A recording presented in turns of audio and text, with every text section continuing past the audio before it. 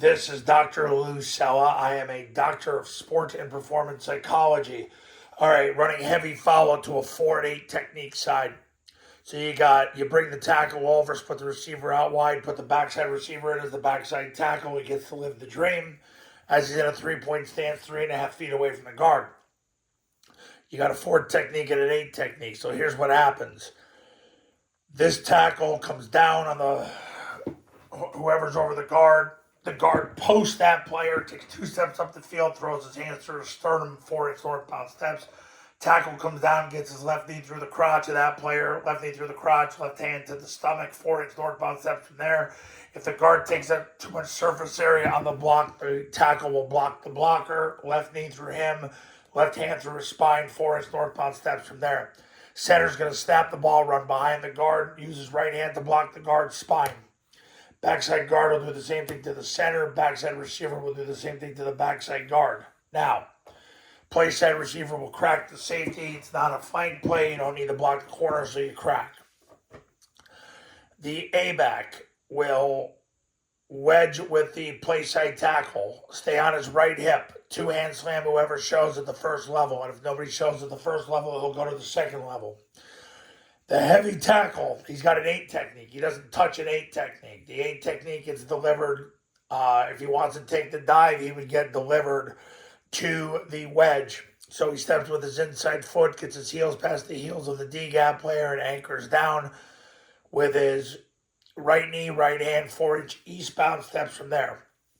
The B-back will kick the 4 technique. If the 4 technique's the quarterback player, he'll kick the 4 technique, helmet to the left, strike with the right forearm, drive the 4 tech out of bounds. Now, if the 4 disappears into the wedge, it gets picked up by the A-back, then the B-back turns up and he'll pick up the mic. Now, then this can happen. So this is why we cover this.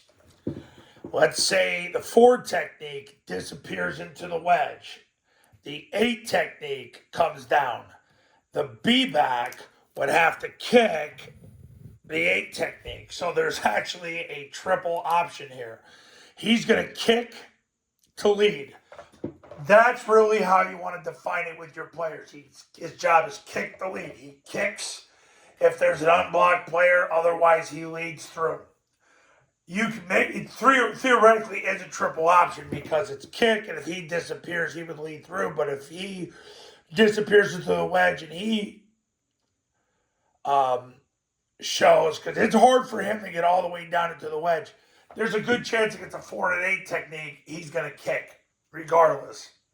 So his rule is kick to lead, but he might kick him. If he disappears, he'll probably end up kicking him. There's no likelihood where he'll disappear into the wedge and he'll disappear into the wedge.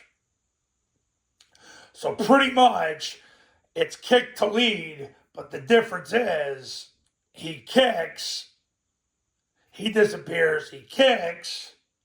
If a miracle happens, maybe this guy ran all the way to the outside, then he would lead.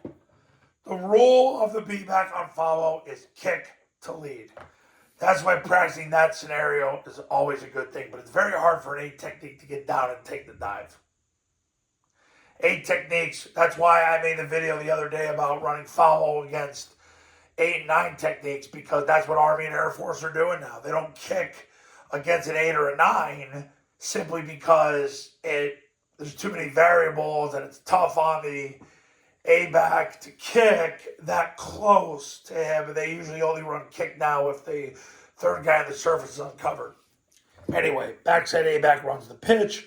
Quarterback takes the snap, jumps backwards, follows the B. If the B kicks, he turns up inside. If he leads, he'll stay on his right hip. That's how you run a heavy follow versus a 4 and 8 technique. Now, triple option football academy camps. They're in person. They're at your school with you, me, your players, your coaches, your program. $29.97 to $39.97 depending on your geographic region. Online camps, it's the same camp I've run for 15 plus years. All you need is an iPhone and a Bluetooth speaker. It's $19.97. If you do a camp, you get the online academy for free. If you just want to do the online academy, it's $9.97. Go to this website to learn more about the camps in the academy. Call that number to become a client, and I'll see you in the next video.